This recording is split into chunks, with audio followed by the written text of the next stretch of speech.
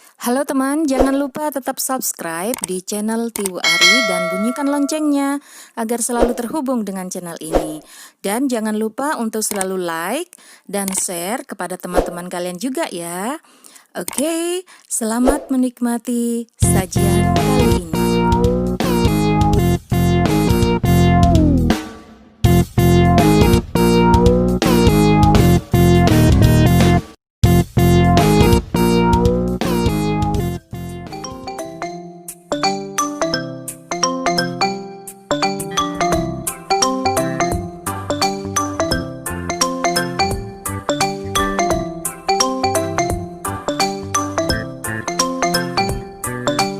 Assalamualaikum warahmatullahi wabarakatuh. Hello all of you anak-anak hebat. Bagaimana kalian tetap semangat belajar bukan? Pada kali ini kita akan membahas satu materi bagi siswa kelas 9. Materi ini sudah tidak asing lagi karena materi ini merupakan review dari materi kelas 8. Are you ready to have a material? Enjoy this presentation.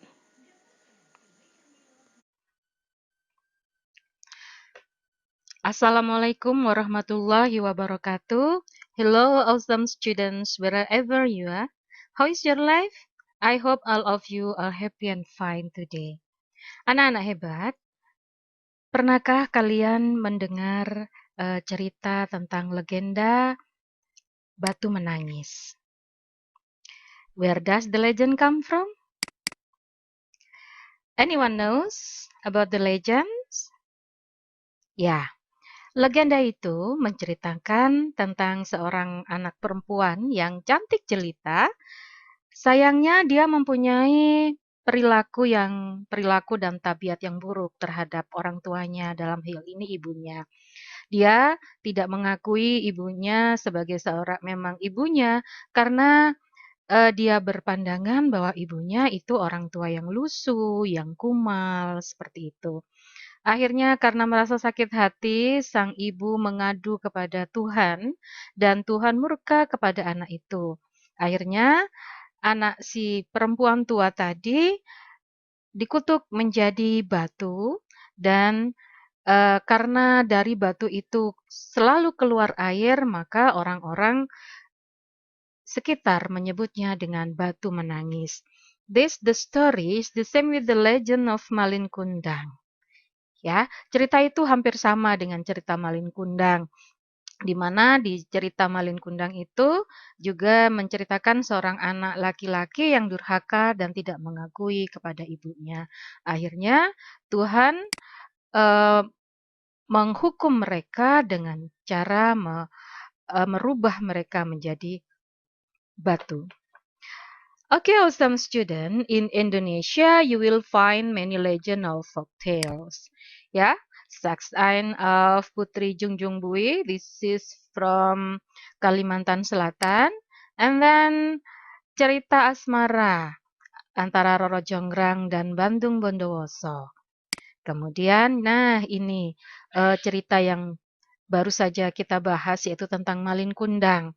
Dan batu yang dianggap sebagai perwujudan dari Malin Kundang yang telah dikutuk masih bisa kita lihat sampai sekarang di pesisir pantai di Padang, Sumatera Barat. Juga cerita rakyat dari Jawa Barat yaitu cerita legenda Situ Bagendit, di mana di situ menceritakan seorang wanita yang kaya, tetapi sayangnya dia tidak mau beramal, tidak mau bersedekah, kikir, ya, pelit. Oke, anak-anak yang baik, anak-anak yang hebat. Terus apa hubungannya dengan materi kita pada kali ini?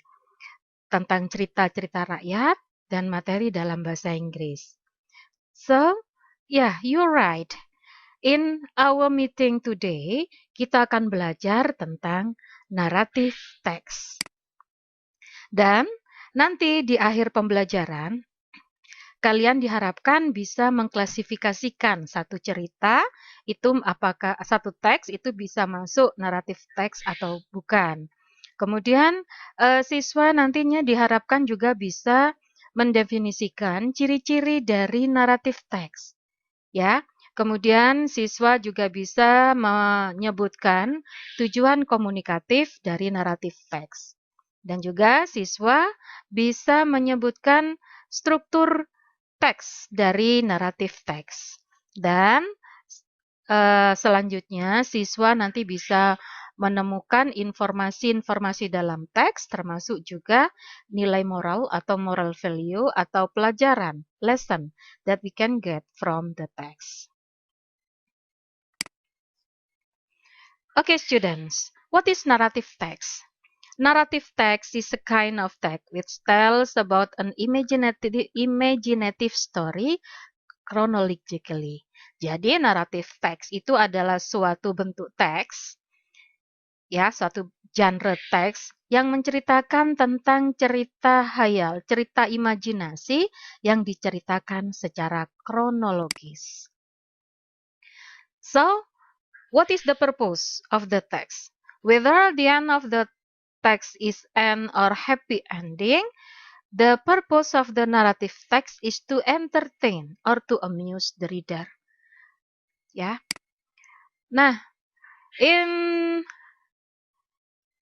our surroundings, we can many kinds of narrative text as kind of fairy tale, cerita-cerita peri-peri, ya, seperti cerita Cinderella, cerita Snow White, ya, mystery, science fiction, romance, fable, myth, and legend, and history. Okay, now we come to the characteristic of narrative text. Apa itu ciri-ciri dari naratif teks? Ciri-ciri dari naratif teks itu bahwa yang paling utama di dalam naratif teks, ciri-cirinya adalah menggunakan kata kerja dalam bentuk verb to atau kata kerja dalam tense simple past tense. Mengapa seperti itu? Karena dianggap semua cerita yang ada di dalam naratif teks itu sudah selesai dilaksanakan atau sudah berlalu. Terus kemudian menggunakan personal pronouns dan menggunakan adjective or kata sifat in the form of noun phrase. And in narrative text also using conjunction. Well, now we come to the generic structure of narrative text. Jadi, apa itu generic structure? Generic structure itu adalah susunan teks itu sendiri. Jadi, di dalam sebuah teks itu ada beberapa bagian. Di dalam naratif teks, bagian yang pertama adalah orientation, or sometimes called as introduction. Di dalam orientation itu menceritakan tentang karakter, ya, pelaku, terus kemudian kapan, di mana cerita itu terjadi. Seperti itu. Jadi di orientation itu menceritakan tentang karakternya, pelakunya siapa saja, waktunya, dan tempatnya. And then complication. Di dalam narrative text, hal yang paling penting adalah complication, adalah masalah. Masalah yang terjadi di dalam cerita itu. And then generic structure selanjutnya yaitu resolution. Apa itu resolution? Resolution itu adalah akhir dari masalah. Jadi bukan solusi ya, bukan pemecahan masalahnya, tapi akhir dari masalah itu. Bisa masalah itu bisa berakhir happy atau bisa berakhir sad. And then reorientation. Reorientation pada bagian ini, reorientation merupakan closing of the story. Dan kadangkala penulis dari cerita itu menceritakan tentang moral value, terus saran atau pelajaran yang bisa kita ambil dari cerita tersebut.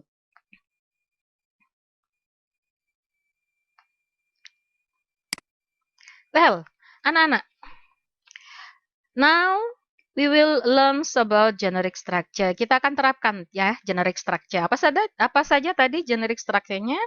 Ada orientation, kemudian complication, then resolution, dan yang terakhir adalah reorientation.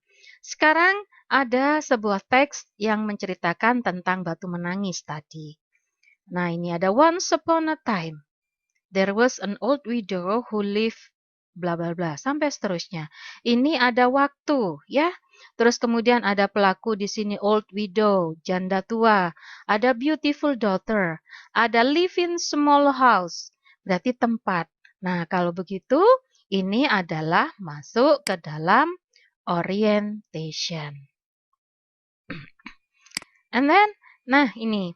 As usual, at every weekend, the old widow would go to the market to sell the dry wood she had collected, dan seterusnya, ya.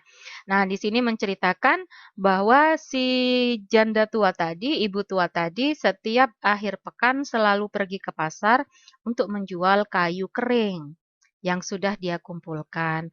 Dan di sini dia ingin hasil penjualan kayu kering tadi akan dibelikan baju untuk anaknya. Ini masuk ke dalam complication. Mulai sudah kelihatan ada masalahnya. Terus, on the way to the market, the girl asked her mother to walk behind her. Di dalam perjalanan, gadis itu meminta ibunya untuk berjalan di belakangnya. Dia nggak mau berjalan di sampingnya. Nah, berarti itu sudah ada complication. Ya, complication-nya sudah ada. Nah, when someone asked her about the woman who walked behind the girl, she said that the woman is herself. Ya, ketika ada seseorang yang bertanya kepadanya tentang siapa wanita yang berjalan di belakangnya, gadis itu mengatakan bahwa wanita itu adalah budaknya, pembantunya, bukan ibunya. Nah, of course, it was so hard the old woman. Sangat menyakiti hati orang tua itu. So, she asked the God to punish her. Nah, jadi dia meminta Tuhan untuk menghukumnya. Itu berarti masuk ke resolusinya. Sudah mulai menuju ke akhir masalah.